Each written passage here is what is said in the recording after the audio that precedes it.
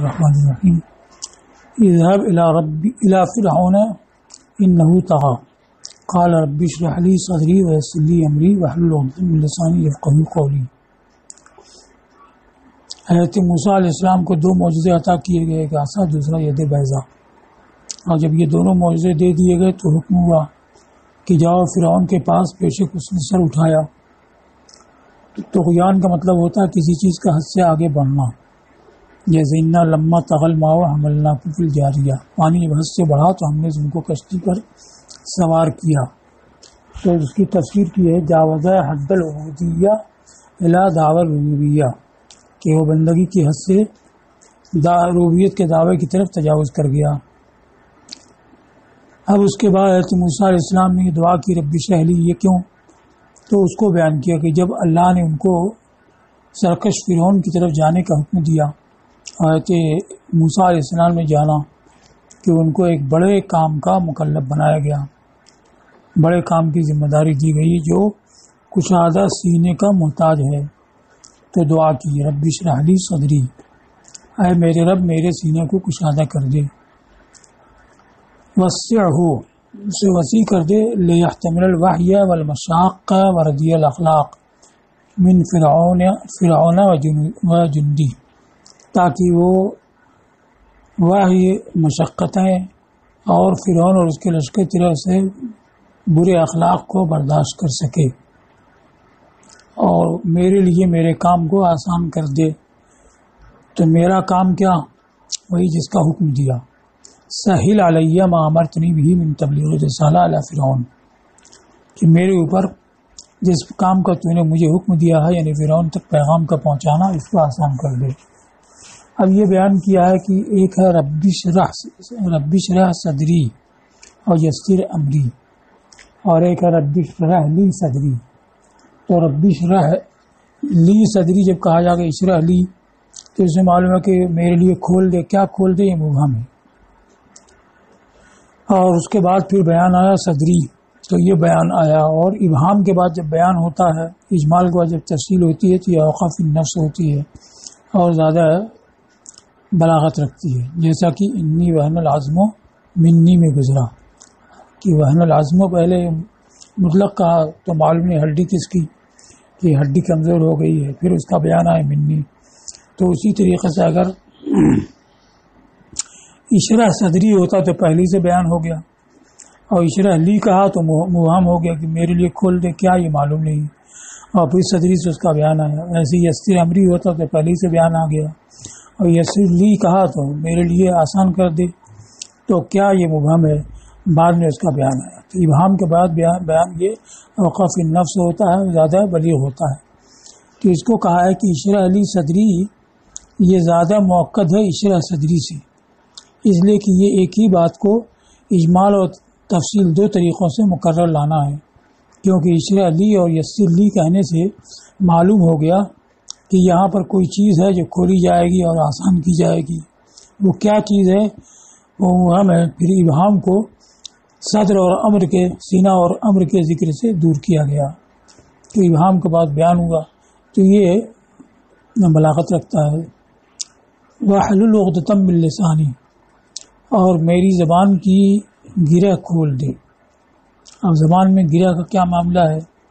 تو کہا کہ کان فی لسان ہی رتتن، یہ لکنتن کے وزن پر، کہ ان کی زبان میں لکنت تھی اس انگارے کی وجہ سے، التی وضاحہ علی لسان ہی فی صباہ، ایک تو صبا مضبوط سبن ہے ساتھ کے کسرے کے ساتھ اور قصر کے ساتھ، اور ایک صبا ہے ساتھ کے فتح کے ساتھ اور مد کے ساتھ، یہ فی صباہ ہے۔ کہ انہوں نے اپنی زبان اس انگارے کی وجہ سے جو بچپن میں اپنی زبان پر رکھ لیا تھا۔ اب اس کا قصہ یہ ہے کہ حضرت موسیٰ علیہ السلام نے فرعون کی داڑھی پکڑی اور اس کو زوردار تماشا رسید کر دیا اپنے بچپن میں، تو اس نے ان کو قتل کرنا چاہا۔ تو آسیہ نے کہا کہ بادشاہ یہ ناسمجھ بچہ ہے، صغیر لا یعقل۔ اب ناسمجھ ثابت کرنے کے لیے انہوں نے ایک تشت میں آگ رکھی اور ایک تشت میں یاقوت رکھے، اور ان دونوں کو حضرت موسیٰ کے پاس رکھا، یہ ظاہر کرنے کے لیے کہ اس کو یاقوت میں اور آگ میں تمیز نہیں ہے۔ پھر بھی انہوں نے یاقوت کا قصد کیا، فَحَمَلَ الْمَلَكُ يَدَهُ إِلَى النَّارِ، تو فرشتے نے ان کا ہاتھ آگ کی طرف جھکا دیا، تو انہوں نے ایک انگارہ اٹھا کر کے زبان پر رکھ لیا تو زبان جل گئی، تو اس کی وجہ سے لکنت ہو گئی۔ تو یہ وہی لکنت تھی اور اسی کے ازالہ کے لیے دعا کی۔ مروی یہ ہے کہ ان کا ہاتھ بھی جلا اور فرعون نے اس کے علاج کی کوشش کی تو اچھا نہیں ہوا، اور جب حضرت موسیٰ علیہ السلام نے فرعون کو رب کی دعوت دی تو اس نے کہا کہ الی ای رب تدعونی، کس رب کی مجھے دعوت دیتے ہو؟ تو فرمایا کہ الی الذی ابرأ یدی وقد عجزت الیہا، اس رب کی جس نے میرا ہاتھ اچھا کر دیا اور تو اس سے عاجز آ چکا تھا۔ یہاں تک ہو گیا۔ اب اس کے بعد عقدۃ من لسانی یہ کہا ہے، تو من لسانی ترکیب میں عقدۃ کی صفت ہے، یعنی عقدۃ وہ کہا گیا عقدۃ من عقد لسانی، میری زبان کی گرہوں سے ایک گرہ کھول دے، تو ایک گرہ کھول دے یہی دعا ہوئی۔ تو یہ اس کا پتہ دیتا ہے کہ گرہ پوری کی پوری زائل نہیں ہوئی، لم تزل زائل ازول و زوال سے، یہ پوری گرہ ختم نہیں ہوئی، مگر اکثر اس پر ہیں کہ پوری گرہ جاتی رہی، ختم ہو گئی، کیونکہ ضروری نہیں کہ جتنا مانگا جائے اتنا ہی ملا ہو، زیادہ ملا۔ میری زبان کی گرہ کھول دے کہ میری بات سمجھیں تبلیغ رسالت کے وقت۔ وَاجْعَلْ لِي وَزِيرًا مِّنْ أَهْلِي هَارُونَ أَخِي اشْدُدْ بِهِ أَزْرِي وَأَشْرِكْهُ فِي أَمْرِي، اور میرے لیے میرے اہل سے ایک وزیر کر دے، ہارون میرے بھائی کو، اشدد بہی ازری، اس سے میری پشت کو مضبوط کر اور اس کو میرے کام میں شریک کر دے۔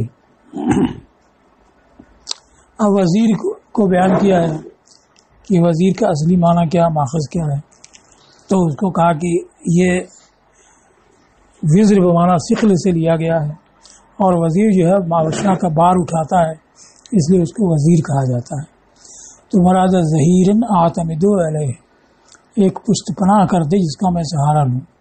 یہ وزر بمعنی ثقل سے لیا گیا ہے، اس لیے کہ وزیر کو کہا گیا اس لیے کہ یہ بادشاہ کی طرف سے اس کے اوزار یعنی اس کے بار اور اس کی ذمہ داری کو اٹھاتا ہے۔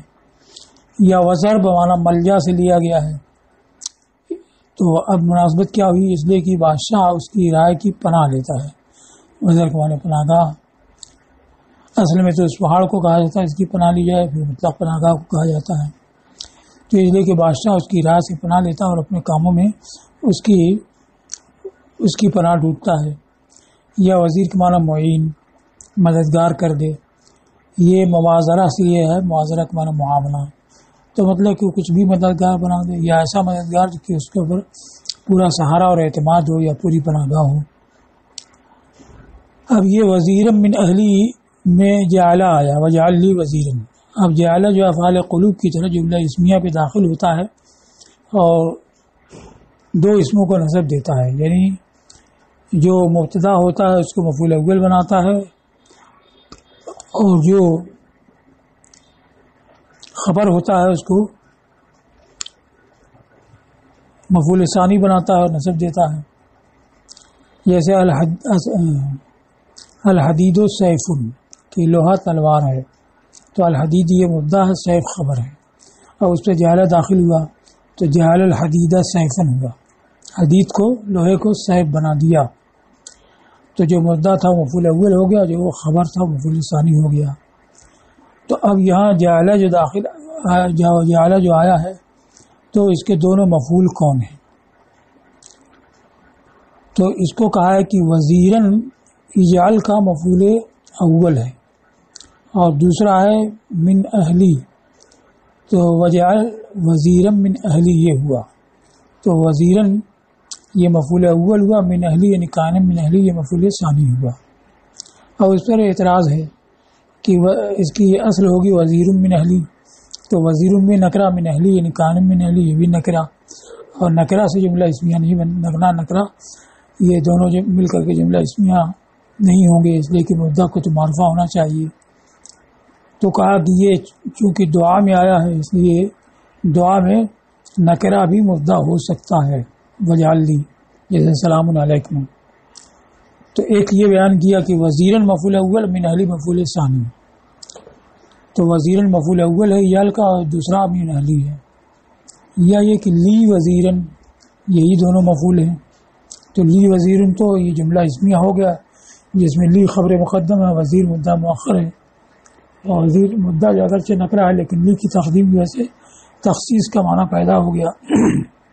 اب اس کے بعد اجال آیا تو وزیرن کو مفعول اول بنایا، لی کو مفعول ثانی بنایا. یا یہ کہ لی وزیرن، یہی اس کے دونوں مفعول ہیں.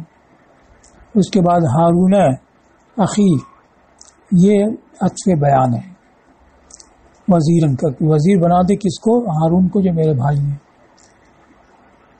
تو ہارون عطف بیان ہے وزیرن کا، اور اخی یہ ہارون سے بدل ہے یا ایک دوسرا عطف بیان ہے وزیرن کا. تیسری ترکیب یہ کہ وزیرن اور ہارون یہی اجال کے دو مفعول ہیں. تو اصل کیا کلام کیا ہو؟ اجال وزیرن ہارون ہے. تو اب یہ وزیرن مفعول ثانی ہوگا اور ہارون مفعول اول ہوگا، چونکہ ہارون معرفہ ہے، اور جو معرفہ ہوتا ہے دراصل وہی مبتدا ہوتا ہے، وہی مفعول اول بنتا ہے.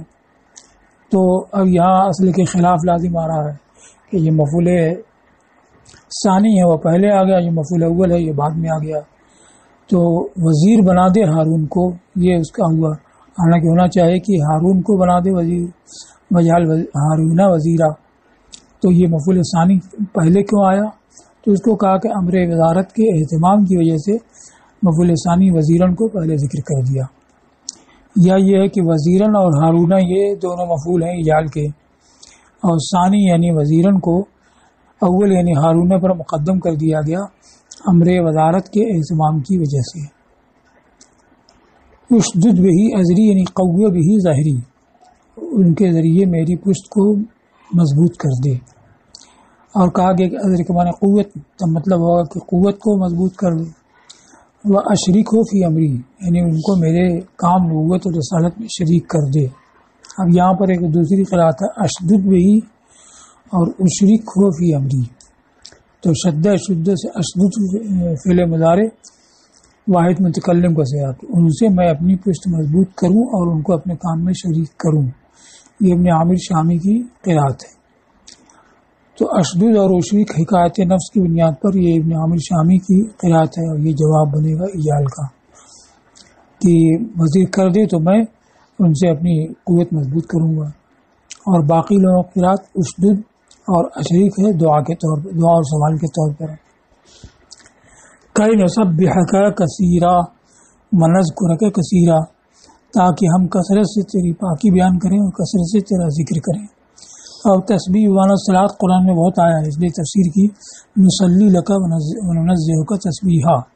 تو جو تسبیح کا دوسرا معنی ہوتا ہے صلات، اور اصلی معنی یعنی تسبیح پاکی بیان کرنا وہ بھی مراد ہو سکتا ہے. تو دونوں کو جمع کر دیا ہے تاکہ ہم تیرے لیے نماز پڑھیں اور تیری کثرت سے تسبیح پاکی بیان کریں اور تیرا ذکر کریں. تو ذکر تو عام ہے نماز کو بھی اور اس کے علاوہ کو بھی، اس لیے کافی صلوات و خارجہ، نماز میں بھی اور بیرون نماز بھی. انک کنت بنا بصیرہ، بے شک تو ہمیں دیکھنے والا ہے، یعنی ہمارے حالات کو جاننے والا ہے. تو اللہ نے ان کی دعا قبول فرمائی اس طرح سے کہ ارشاد فرمایا قد اوتیت سؤلک یا موسیٰ، یعنی اوتیت مسئولک. تو سؤل بمعنی مسئول ہے کہ تمہیں تمہارا مطلوب عطا کیا گیا ہے موسیٰ. سؤل الطلبۃ، تو فاعلۃ کے وزن پر مطلوب کے معنی میں، طلبہ تاکہ کسرے اور لام کے سکون کے ساتھ اس کا معنی مطلوب. یہ سولن جو ہے فعلن ہے مفعول کے معنی، جیسے خبز مخبوز کے معنی میں. سولک بغیر حمزہ کے ابو عمرو بصری کی قرأت ہے.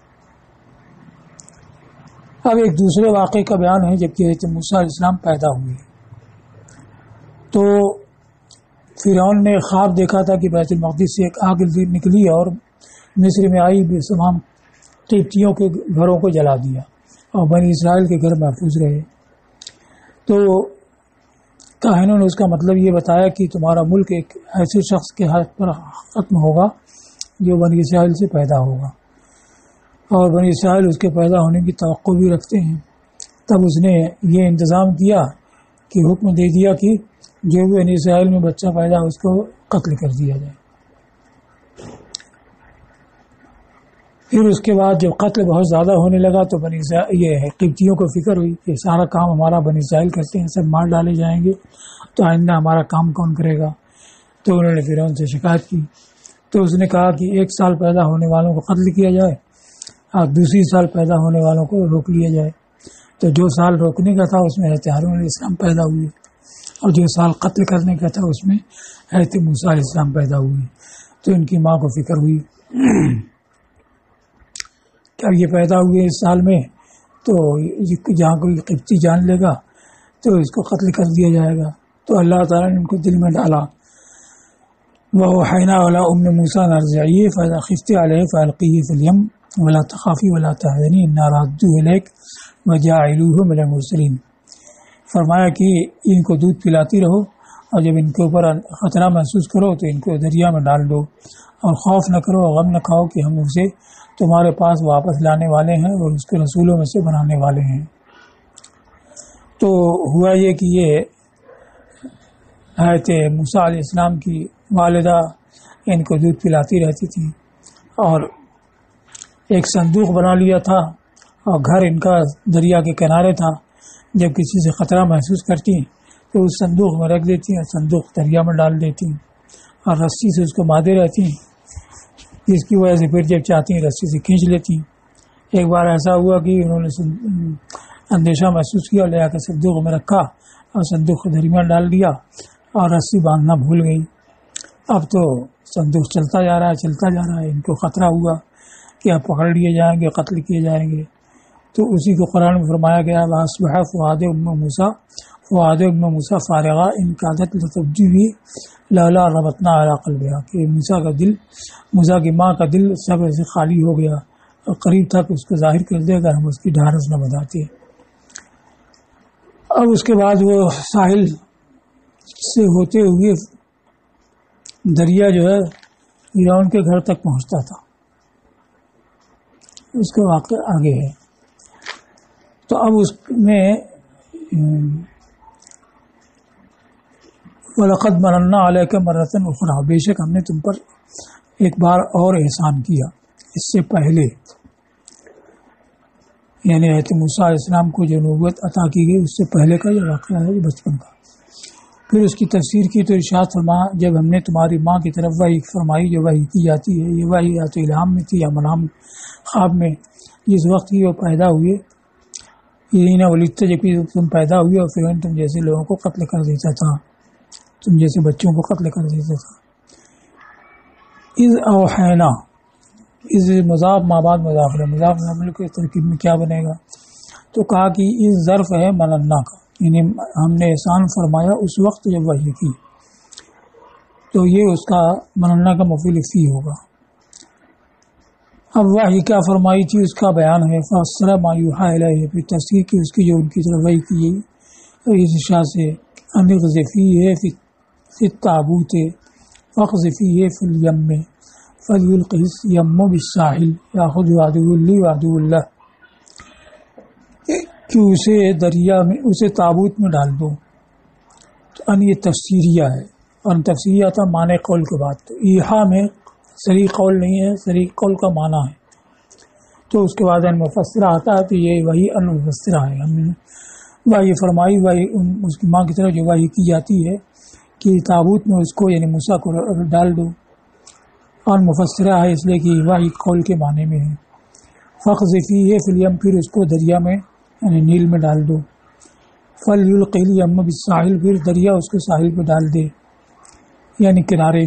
اور ساحل کنارے کو کہا گیا اس لیے کہ لأن الماء يسحله يقشره، قشر یقشر و یقشر ضرب نصر سے، اس لیے کہ پانی اس کو چھیل لیتا ہے. اور یہ صیغہ فلیلقی کا تو امر کا ہے تاکہ ما سبق اقذفی کے مناسب ہو کہ وہ بھی امر ہے، اور بانا خبر کا ہے، یعنی وہ دریا اس کے ساحل پر ڈال دے گا. یلقیہ الیم بالساحل، دریا اس کے ساحل پر ڈال دے گا.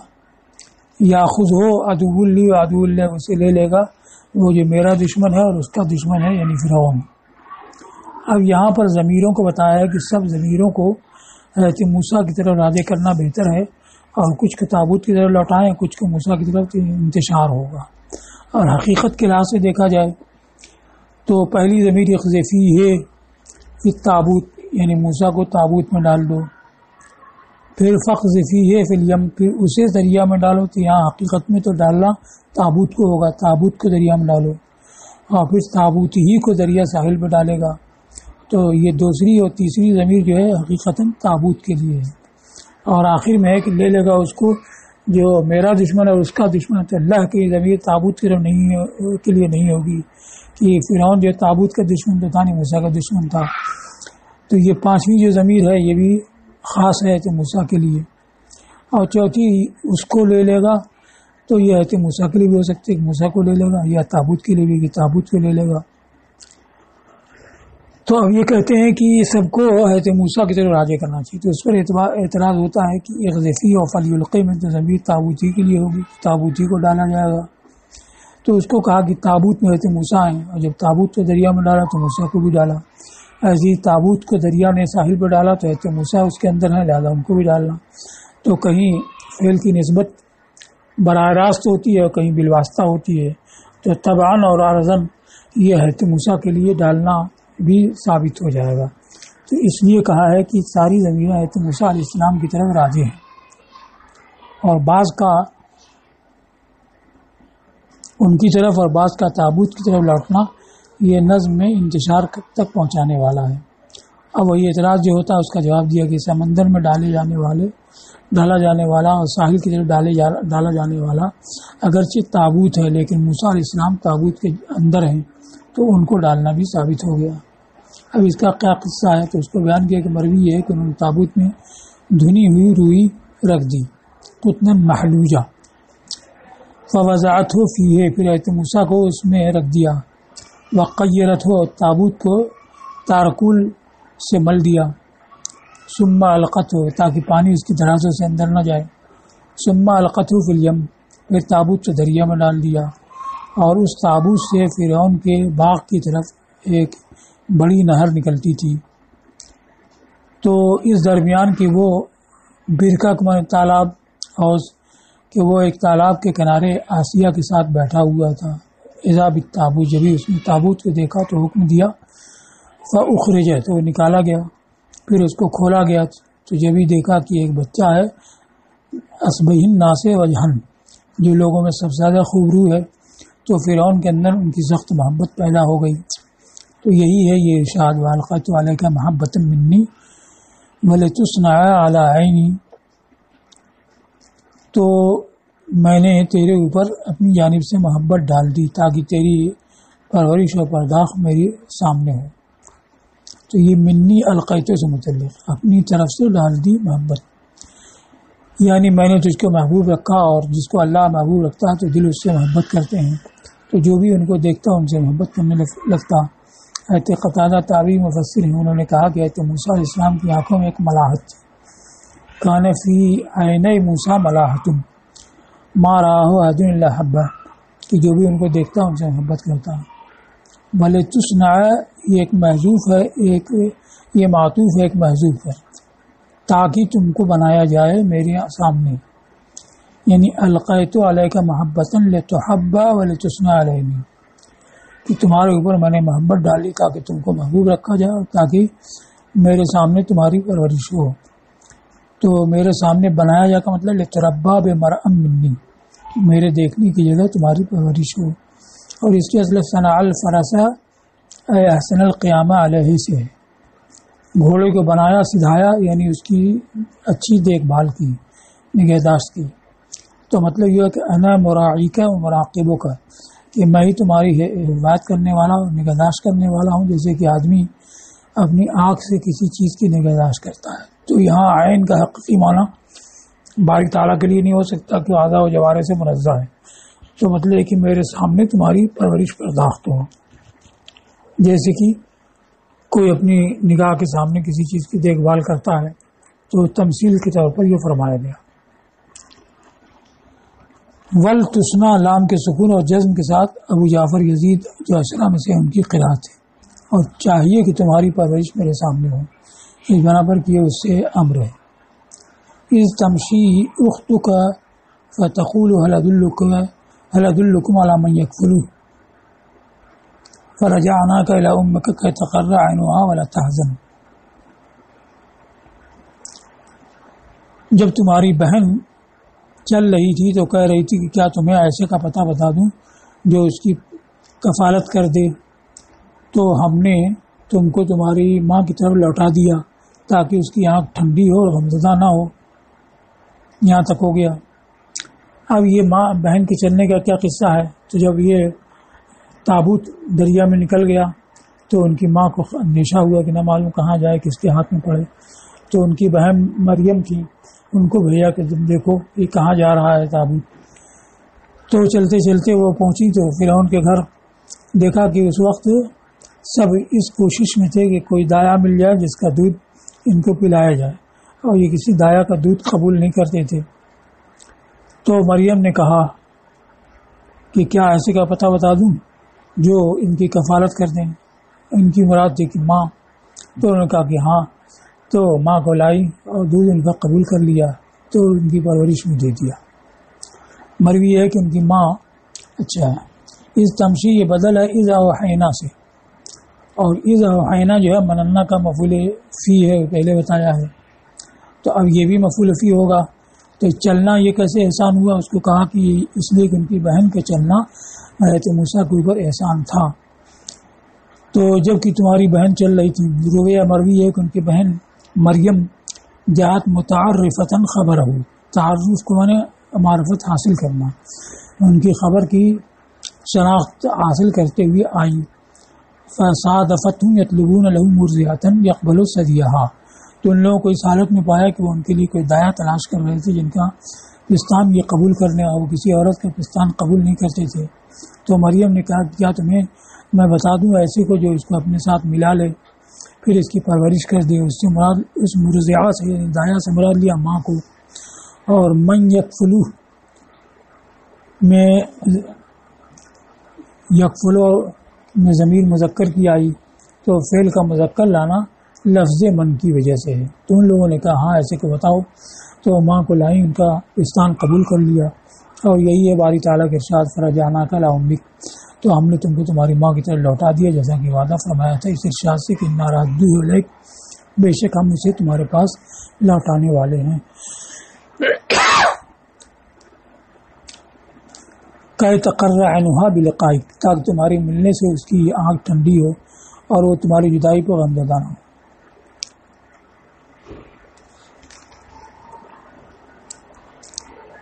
وقتلت نفسا فنجیناک من الغم فلبثت سنین فی اہل مدین ثم جئت الی قدر یا موسیٰ.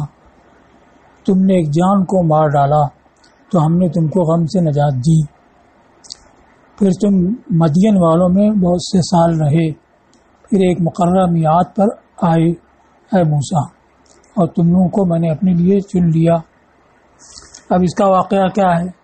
یہ سورہ قصص میں مذکور ہے کہ حضرت موسیٰ علیہ السلام دخل مدینۃ حین غفلۃ من اہلہا، کہ شہر میں یہ غفلت کے وقت میں داخل ہوئے تو اس میں دو شخصوں کو پایا جو باہم لڑ رہے تھے. ایک حضرت موسیٰ علیہ السلام کے دوستوں میں تھا بنی اسرائیلی، اور دوسرا دشمن میں تھا قبطی. تو جو ان کے دوستوں میں تھا یعنی اسرائیلی، اس نے اس کے خلاف جو دشمن تھا قبطی مدد چاہی، فریاد چاہی. فوقظہ موسیٰ فقضى علیہ، تو حضرت موسیٰ علیہ السلام نے اس قبطی کو گھوسا مارا تو اس کا کام تمام کر دیا، یعنی اتنے ہی سے مر گیا. تو فرمایا کہ ھذا من عمل الشیطان انہ عدو مضل مبین، کہ یہ شیطان کے کام ہے اور بے شک وہ گمراہ کھلا گناہ کرنے والا ہے، دشمن ہے. پھر دعا کی کہ اے میرے رب، بے شک میں نے اپنی جان پر ظلم کیا تو مجھے بخش دے. تو فغفر اللہ نے ان کو بخش دیا، بے شک وہ بہت بخشنے والا مہربان ہے. پھر کہا کہ اے میرے رب، اس کے سبب جو تو نے میرے اوپر احسان کیا میں ہرگز مجرموں کا مددگار نہیں بنوں گا. تو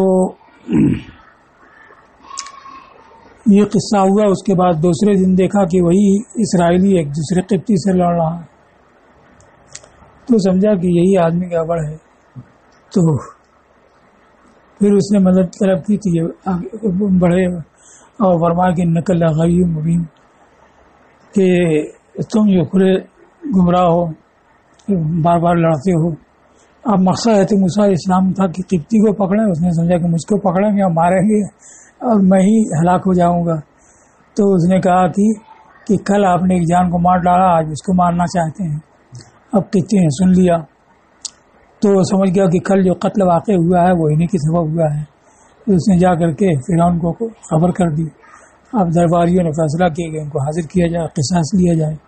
اسی درمیان ایک شخص تھا، وہ دوڑا ہوا آیا اور کہا کہ تو دربار والے آپ کے بارے میں مشورہ کر رہے ہیں، آپ کہیں نکل جائیں. تو مدین کی سمجھ نکل گئے. اس کو کہا ہے فنجیناک من الغم کہ قتلت نفسا قبطی کا، قبطی کافر کو مار ڈالا تو ہم نے تم کو غم سے نجات دی، یعنی قوت سے، قوت یعنی قصاص. اور کہا گیا کہ غم قریش کی زبان میں قتل کو کہا جاتا ہے، یعنی قتل سے نجات دی.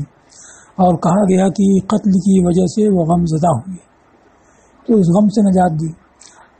غم زدہ ہوئی اللہ کے عقاب کے خوف سے اور فرعون کے قصاص لینے کے خوف سے. تو اللہ نے ان کی مغفرت فرما دی ان کے استغفار کے سبب کہ انہوں نے کہا رب انی ظلمت نفسی فاغفر لی. اور فرعون سے نجات دی اس طرح سے کہ ان کو مصر سے مدین لے گیا. وہ فتناک فتونا، اور ہم نے تم کو آزمائش میں ڈالا. تو ایک تو فتون مصدر ہو قعود کے وزن پر کہ ہم نے تم کو آزمایا، آزمانا. دوسرے کی فتنہ کی جمع ہو کہ بہت سے فتنوں میں تم کو ڈالا. تو پہلا معنی کیا ابتلا کا، ابتلینا کا ابتلا یعنی مصدر کہ ہم نے تم کو آزمایا، آزمانا. محن محنت کی جمع، مصیبتوں میں ڈال کر کے اور پھر اس سے نجات دے کر کے. اور فتون مصدر ہے قعود کی طرف، قعود کی طرح یہ فتنہ کی جمع ہے، یعنی فتنہ کا ضروب من الفتن کہ بہت سے فتنوں سے ہم نے تم کو آزمایا. اور فتنہ کا معنی محنت، آزمائش. اور ہر وہ جس سے اللہ اپنے بندوں کو آزماتا ہے وہ فتنہ ہوتا ہے، بھلا بھی برا بھی. قرآن میں آیا وَنَبْلُوكُمْ بِالشَّرِّ وَالْخَيْرِ فتنہ کہ برائی اور بھلائی سے ہم تم کو آزماتے ہیں، آزمانا. تو فتنۃً یہ مفعول مطلق ہے. پھر تم اہل مدین میں بہت سے سال رہے. یہ شعیب علیہ السلام کا شہر ہے جو مصر سے 8 منزلوں پر ہے.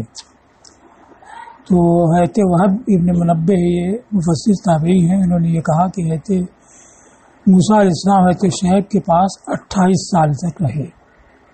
10 سال تو حضرت صفورہ کے باہر کے تھے کہ حضرت شعیب علیہ السلام نے فرمایا کہ ان کے حق حدب نفی ہاتین علانتاج ثمانیہ حجج وَإِنْ أَتْمَمْتَ عَشْرًا فَمِنْ عِنْدِكَ کہ ان 2 لڑکیوں میں سے ایک کی تم سے شادی کر دوں اس شرط پر کہ تم 8 سال میری ملازمت کرو اور 10 سال پورے کر دو تو یہ تمہارا اپنی طرف سے ہوگا. تو حضرت موسیٰ علیہ السلام نے 10 سال پورے کیے. تو 10 سال تو حضرت صفورہ کے باہر کے تھے اور اس کے بعد ان کے یہاں 18 سال رہے، یہاں تک کہ ان کے کئی بچے پیدا ہوئے. ثم جیتا علی قدر یا موسیٰ، پھر ایک اندازے پر آئے اے موسیٰ، یعنی ایک مقررہ وعدے پر. اور رسالت کی مقدار پر جو 40 سال ہے یعنی 40 سال کے ہو گئے. واصطنعتک لنفسی، استناء میں نے بنا لینا، اپنے لیے بنا لیا، نہیں چن لیا اور اپنی وحی اور رسالت کے لیے منتخب کر لیا. لنفسی کا مطلب لتصرف علی ارادتی و محبتی، تاکہ میرے ارادے اور میری محبت کے مطابق تصرف کرو. زجاج نے اس کا مطلب بیان کہ اخترتک لامری، میں نے تم کو اپنے کام کے لیے چن لیا. وجعلتک القائم بحجتی والمخاطبہ بینی و بین خلقی، اور میں نے اپنی حجت کو ادا کرنے والا اور اپنے اور اپنی مخلوق کے درمیان مخاطب بنایا. گویا کہ میں نے ہی ان کے اوپر حجت قائم کی اور ان سے خطاب کیا. تو یہ نبوت کے وقت تک پہنچنے کا واقعہ ہوا. اس کے بعد پھر کیا ہوا اس کا وہی زبانتا حقوق بھی آیاتی ہے.